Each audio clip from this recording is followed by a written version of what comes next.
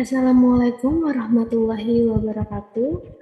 Selamat malam semuanya.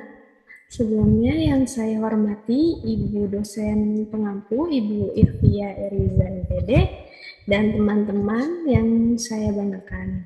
Perkenalkan, nama saya Anida Mulidia dengan NIM 2902550004, Prodi Akuntansi, mata kuliah Matematika, Ekonomi, dan Bisnis. Pada kesempatan ini, saya ingin presentasikan tentang penerapan fungsi dalam ekonomi, penerapan fungsi linear pada fungsi permintaan dan penawaran.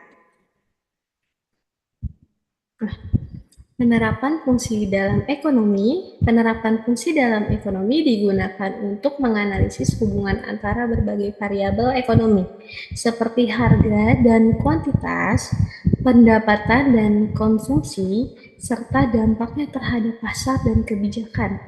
Contoh umumnya adalah fungsi permintaan dan penawaran untuk menentukan keseimbangan pasar, fungsi konsumsi dan tabungan untuk analisis pendapatan, serta fungsi untuk menganalisis dampak pajak dan subsidi.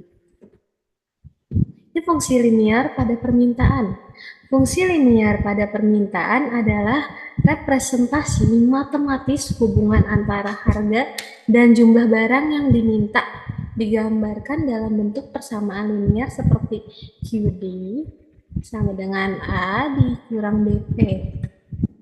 Contoh soalnya teman-teman, contoh soal saat harga barang 20.000 per unit, permintaan hanya sebanyak 2 unit. Sebaliknya, saat harga barang turun menjadi 18.000 per unit, permintaan menjadi 3 unit.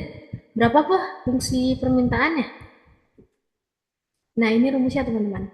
P1 sama dengan 20.000, Q1 sama dengan 2 unit, P2 sama dengan 18.000, Q2 sama dengan 3 unit. Gunakan rumus fungsi permintaan. Nah, ini rumusnya nih. P dikurang P1 per P2 dikurang P1 sama dengan Q dikurang Q1 per Q2 dikurang Q1. Terus kita substitusikan nilai P1, Q1, P2, dan Q2 ke dalam rumus. Nah, ini P dikurang P1-nya 20.000 per P2-nya 18.000 dikurang P1-nya 20.000 lagi.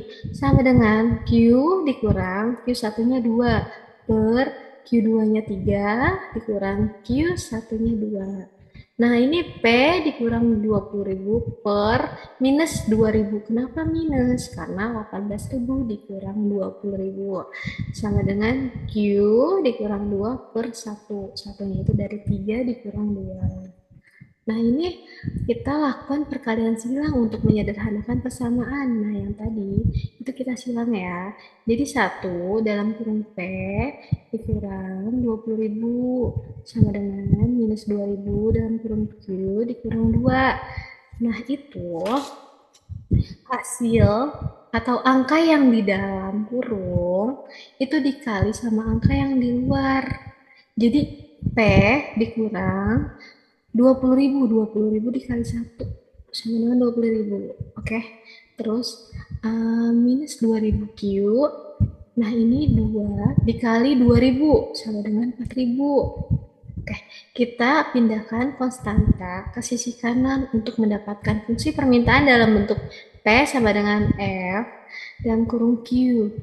Nah, ini P sama dengan minus 2000 Q ditambah 4000 ditambah lagi 20.000. Nah, ini yang tadinya minus jadi plus karena dipindahkan.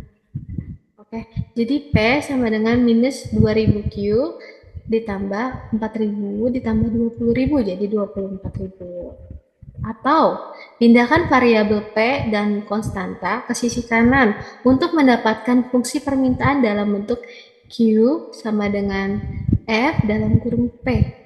Nah, ini 2000 Q sama dengan minus P ditambah 24.000. Q minus P ditambah 24.000 per 2000. Q sama dengan minus 1 per 2000, P ditambah 24.000 per 2000. Q sama dengan minus 0,0005 P. Itu dari 1 dibagi 2000. Nah, terus ditambah 12. Itu dari 24.000 dibagi 2.000. Jadi jawabannya fungsi permintaannya adalah P sama dengan minus 2.000 Q ditambah 24.000 atau Q sama dengan minus 0,00005 P ditambah 12. Nah, ini kita masuk ke fungsi linear pada penawaran. Berikut adalah contoh soal linear penawaran, yaitu soal yang menggunakan fungsi linear untuk menggambarkan hubungan antara harga P dan jumlah barang yang ditawarkan QS. Contoh soal dapat berupa menentukan fungsi penawaran dari dua titik data, menghitung jumlah penawaran pada harga tertentu, atau mencari harga terendah yang ditawarkan. Nah, ini contoh soalnya.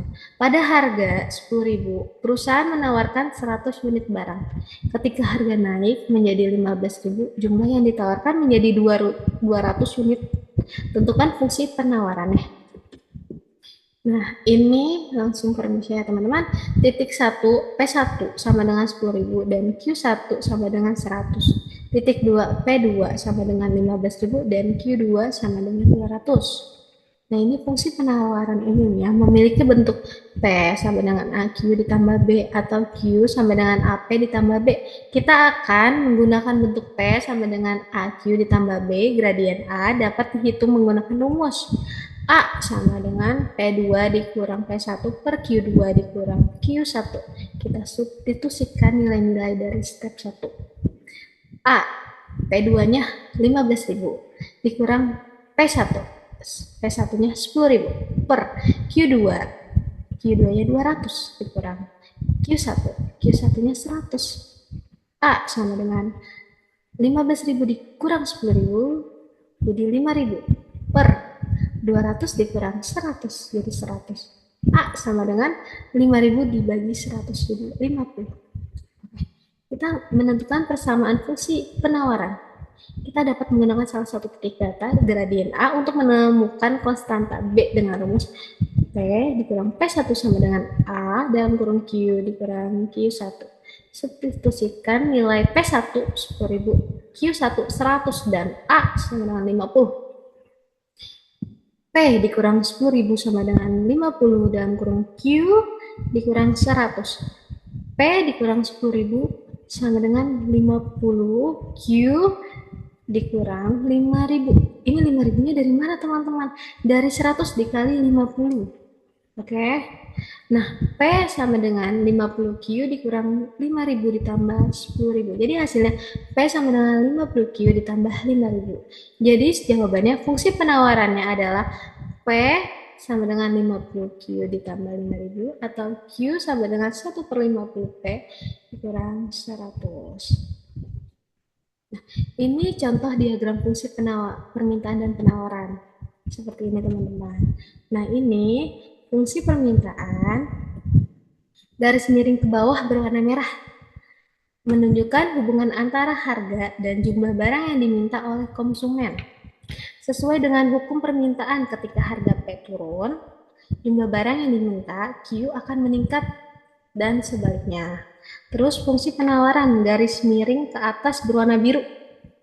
Nah, itu menunjukkan hubungan antara harga dan jumlah barang yang ditawarkan oleh produsen. Sesuai dengan hukum penawaran, ketika harga P naik, jumlah barang yang ditawarkan Q akan meningkat dan sebaliknya.